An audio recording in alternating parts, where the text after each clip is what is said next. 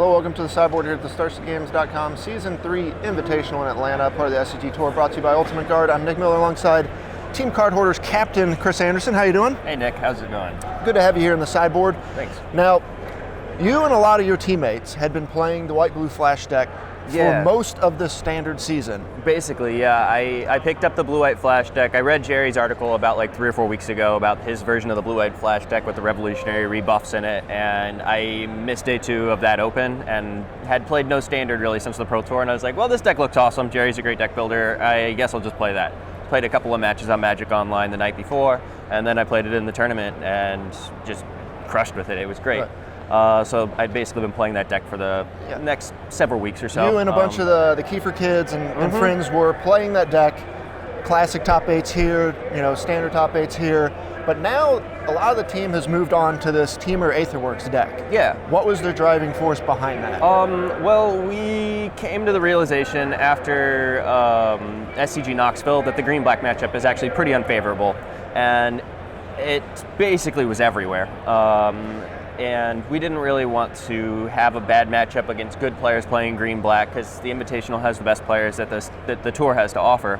And I just didn't want to play against a bad matchup with players who understood the matchup. Sure. So I wanted to look for something that had a good matchup against green-black, and this is basically, this has got the best matchup of any deck against green-black in the format. It's not absolutely dominant, but it's good. Sure. So. And also, it's just a ramp deck. I love playing ramp, ever since Devotion, last season, or last year on the tour. Yeah, I love playing a ramp back-to-back deck. top 8s. With, I've been having a lot of Devotion. fun this weekend. I'm playing Valakut in Modern also, so I'm just ramping in all formats, and it's been great. Tears of Valakut in the sideboard of this deck. Yeah, we'll get to that here in a minute. everywhere. But Valakut in all formats.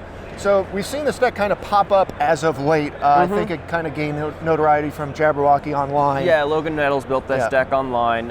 He has been destroying Magic Online ever since Kaladesh has come out. I believe as of this weekend, he has 35-0s in a league, and leagues are really tough. I 4-1 every now and then, 3-2 most of the time, and rarely pick up a 5-0. I would say that Magic Online leagues are about as tough of competition as you can possibly get outside of the PT. It's really, really tough, and he's 5-0, 30 of them. That's absurd. That's a lot. That is absurd. So and it's safe to say this deck has the I don't tools. think he's done all 30 with it, but certainly the last several has been because of this deck. And it's definitely a contender. This standard is not a 2-deck format. There's a lot of room to innovate, and honestly, I don't think that the format will be finished by the time we move on to Aether Revolt. It's something that's been cool about standard. I would say the last standard that has been solved was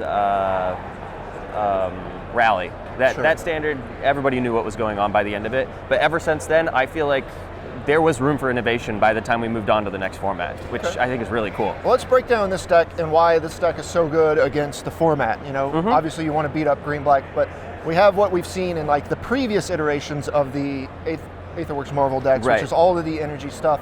But you get to play this sort of delirium mid-range game as well. Yeah, you basically get to pick your poison based on the matchup. So we have Aetherworks Marvel. We pair it with Attune with Aether, Servant of the Conduit, Woodweaver's Puzzle Knot, and Harness Lightning, and Aether Hub. That gives you lots and lots of energy really fast, a bunch of cheap cards. They develop your mana. They are good against aggressive decks with Puzzle Knot and Harness Lightning, just a cheap 2-mana removal spell. Obviously, that's amazing against aggro. And Woodweaver's Puzzle Knot is 1 card and 5 mana for 6 life, which actually is oftentimes the difference between a win or a loss against something like Marduk Vehicles. So you get energy really quick, and you can cast a quick Aetherworks Marvel, fire it off, get a Gishkanal or ideally an Emrakul into play, and as early as turn 4, and then you just kill them dead. Right. But that's not really. That is just one dimension to this deck. The Temur Aetherworks Marvel decks of the Pro Tour basically were all in on that game plan. They were playing things like Contingency Plan to just try to get Marvel by turn 4 or 5, whenever, as fast as they possibly can and fire it off. Instead of just going all in for Emrakul or Ulamog, you actually get to play a more well-balanced game. Exactly, yeah. You just can't afford to do things like that in the standard when there's blue-white all over the place. Spellqueller laughs at an all-in Marvel strategy. You just can't do it. So we paired it with Ishkanah Graph Widow, which is the best tool that green-black has against blue-white. Yeah. You basically can do the same thing, because you're starting out in the early game, you've also got Vessels, you've got, well, the Puzzle Knot's an artifact, Harness Lightning's an instant. You've got a very balanced Delirium curve, I don't know exactly what you call it, but there's 7 different types, and there's several types of all of these card types in the deck, so it's very easy to get Delirium really quickly. So you can do that with Ishkanah, and you have Chandra, which is an excellent planeswalker in its own right. It hasn't gotten a ton of play, but that has a lot to do with the fact that it's difficult to protect. If you can follow it up with an Ishkanah, though, that's a really good way to protect it. Also, since it ramps, you're kind of a ramp deck too, so it's very easy to use its plus ability. I believe that Chandra is as good as the +2 red mana is in your deck, and in this deck, it's excellent. So I've been really happy with the Chandras as well. We've got a World Breaker in here. Actually, that kind of goes to the other thing. We have Traverse the Ulvenwald in this deck. A lot of people playing the ramp decks, they've been playing Tormenting Voice. Right? So instead, though, we decided Traverse is just, it's an amazing card. It's a 1 mana tutor in Standard. Like, how can you get better than that? It's also a come into play tap land.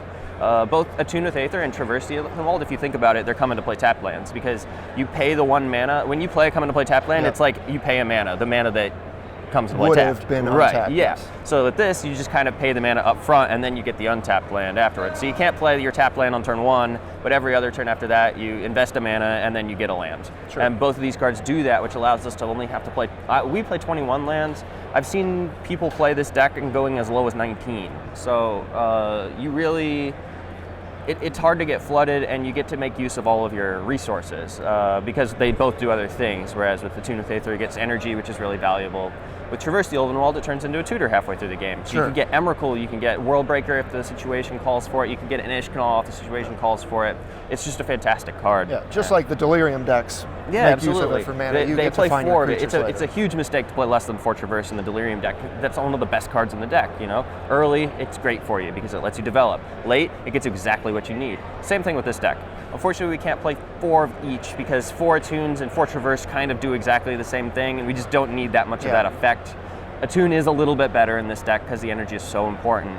But Traverse is a great card too, and I'm really happy with that inclusion in the deck over Tormenting Voice or something else. Now, you and Jacob Ball both finished day 1 at 7-1. You're playing this Temur version with some blue cards in the sideboard. Yeah. But also notable, he's on your team. He's playing a Naya version. Yeah, he. So on Tuesday, I believe, Tenja messaged the Card Hoarder group chat, and he's just like, guys, I think we did it. And he sends me this list, or he sends us this list. He has 4 Nahiris in his deck, no Chandras, and he has a Sigarda in his main and the side. Now, Sigarda is an interesting one. It hasn't seen a lot of constructed play, but it's quietly very, very good, and it hasn't gotten nearly the amount of respect it deserves.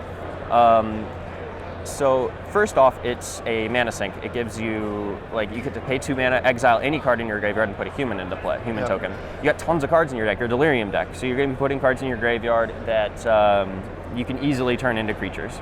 So it kind of gives you an army in the can, similar to Ishkanah. Not quite as powerful as Ishkanah in that regard, but it also gives you hexproof, which is really, really good in this deck because the black decks are trying to attack you by playing cards like Pick the Brain, Lost Legacy, Transgress the Mind, and it shuts all of those off. It's very, very good against that. You know, just kind of like how White Leyline is so great against Junt. Similar kind of thing. It also has 5 toughness, which is a magic number in this format. All the removal does 4 or less, you know. Harness Lightning does 3, Grasp of Darkness is a -4/-4. Right, stops Avacyn. It's bigger than Avacyn. Finally, for the mirror, Emrakul targets your opponent when you gain control of their turn. If you have Sigarda in play, they can't Emrakul you, which is pretty awesome. And since we have Traverse in our deck, we can just tutor for it very easily, if that's what the situation calls for. And Nahiri, I mean, it really doesn't need to be much said about Nahiri. She's a fantastic planeswalker. Obviously, we have a lot of Emrakuls in our deck, so we can like ultimate her and then just make Emrakul and bash them for 13. We don't get the turn trigger, but 13/13 trample haste. Put the Emrakul back in your hand and then cast it the next turn and take their turn and win the game most likely. Pretty solid. But even if you don't really emblem her all that often, she does a lot of other things. Her plus ability allows you to discard things, which lets you set up Delirium a lot more easily, lets you dig for your Marvel if you don't have it yet, or something else, Ishkanah, whatever. She also exiles enchantments. One of the best cards against this deck is Stasis Snare. So when they Stasis Snare you, you'll have main deck answers to their Stasis Snares, unlock your Emrakul, unlock your Ishkanah, and get Spider Babies back. Sure. You know, it's really strong. Finally, it destroys tapped creatures and artifacts as well, or exiles tapped creatures and artifacts. It's just good good damage control, removal spell type of a thing, card advantage engine. Sure. It also picks off opposing Aetherworks marvels if they decide to activate it during their turn. You have to get a little tricky playing your marvels against the Nahiris. You have to activate them at the end of your opponent's turn, which isn't quite as effective because you don't have like the 13/13 body to be able to swallow up a creature the very next turn. You know. Well, you're on the Temur version. I am. And that's in the sideboard. So last thing, we'll go over the sideboard real quick. You got some blue cards here from the basically free splash, Ceremonious Rejection, and Negate. Yeah, and then we can go over the other stuff. Between Attune with Aether, Traverse the Ulvenwald, Aether Hub, Servant of the Conduit, all of these cards, there's so many, any color you want sources, basically. Yeah. So all we have to do is add one island to the deck. We've also got a couple of Evolving Wilds in the mana base, and we have tons and tons of blue sources, so it's very easy to splash whatever color you want in this deck. Okay. Then over there we got creatures. You got Tireless Tracker. We've seen this out of most of the Marvel decks now, and Ulamog, and then Tears of the Valakut, Kozilek's Return, and Natural State is some removal. Right. So let's see. We'll start with, I'll go left to right. So we got Nissa on the left here. Nissa's a really good card that hasn't seen nearly enough play in Standard. It's incredibly powerful. I think that the thing holding its back the most is Ishkanah, honestly, just because, and I guess Verder's Gearhulk is kind of in the same situation. You've got all these incredibly powerful 5-drops in the format. Avacyn's another one. There's just so many great 5-drops. And Ishkanah's probably the best one.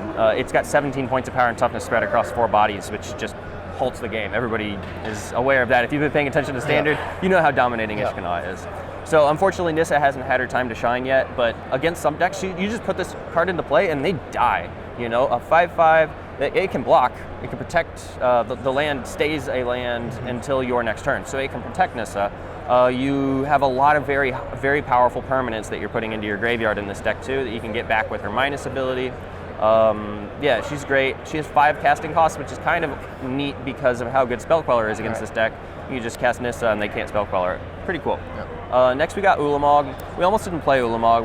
We almost ran an Appetite for Brains, or Appetite for the Unnatural. Unnatural, that one, yeah. Artifact and enchantment removal, so that we could kill opposing Aetherworks marvels. But we decided. It's all right. No worries. Just wait it out. No, you can keep going. All right. So Ulamog, the Ceaseless Hunger. It's really only good in the mirror. We bring it in against really slow control decks as well.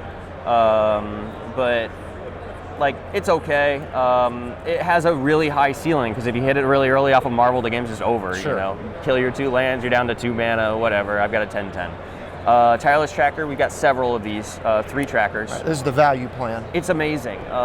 They kind of are priced into boarding their removal out against you because it's so bad, right? Like, unless it's like kill anything type removals that can get Emrakul and things, but when you've got an Ishkanah deck, your removal is just incredibly inefficient against it. So they board out their Grasps or their Harness Lightnings or whatever, and then you bring in your trackers. I'm actually doing the exact same thing in Modern with my Valakut deck. I've got a bunch of trackers in that deck too. Playing 5 trackers this weekend. It's pretty great. Yeah, we got removal for flyers and enchantments and artifacts. So. Basically, yeah. Natural State, one of the really, it's instant speed. I can't stress enough how great that card is because of instant speed. Killing a Stasis Snare and unlocking Emrakul, ideally, you know, into combat, block your thing, untap, just crush you. Okay. Tears of Valakut is very good against blue-white. It's uncounterable, which is pretty nice. Kills Avacyn, kills Copter, kills Spell Queller. Spell Queller, most importantly, probably. Yeah, those are all important. And then we got the blue cards. I'm playing Ceremonious Rejection and Negate, 2 of each. You could also play Spell Shrivel, you could play a Dispel. It really depends on what your metagame looks like. I would recommend sticking to the counter spells that cost just 1 blue instead of like Summary Dismissal or Void Shatter or something like that. Yeah. Too hard to cast those. But Ceremonious Rejection is mostly for the mirror. It counters Marvel, it counters Emrakul for 1 mana. You don't get much better of a rate than that. Yeah. And Negate is basically good against. I bring it in against green black. Basically anything that has spells that you just don't want to deal with, you can bring the Negates in. I bring that Negates in against quite a bit of things. So. Well, the deck looks great, and the thing that I think to wrap it up is day 2, the top tables are Delirium and Aetherworks decks. So Okay. like clearly people have figured out these are the decks not so to much go blue-white. with. Blue-white's starting to fall off, but I kind of expected the that. Aetherworks deck's everywhere, and I Right. think your team in particular is one of the big proponents of it. So Yeah, awesome. I like my mirror match because of all of the blue spells. Like we said, Ceremonious Rejection is amazing in the mirror. And I think the deck just naturally preys on green-black. So I really like where I'm situated in this format if that's the case. It's green, black, and marble. Yep. All right, Chris, well, thanks for joining me here in the sideboard. Absolutely. Very detailed primer on this deck. I think if you're looking to beat Delirium, this is the best place to start. I think so. Delirium is a powerhouse, don't get me wrong, and it can certainly beat this deck. It can beat anything because of how strong the deck is. In the hands of a skilled pilot, green-black Delirium is an amazing deck. But this is the best way to beat it, I think, right now in Standard. Thanks for joining me here in the sideboard. For Chris Andersen, I'm Nick Miller. Stay tuned to StarCityGames.com all weekend long for the action here in Atlanta.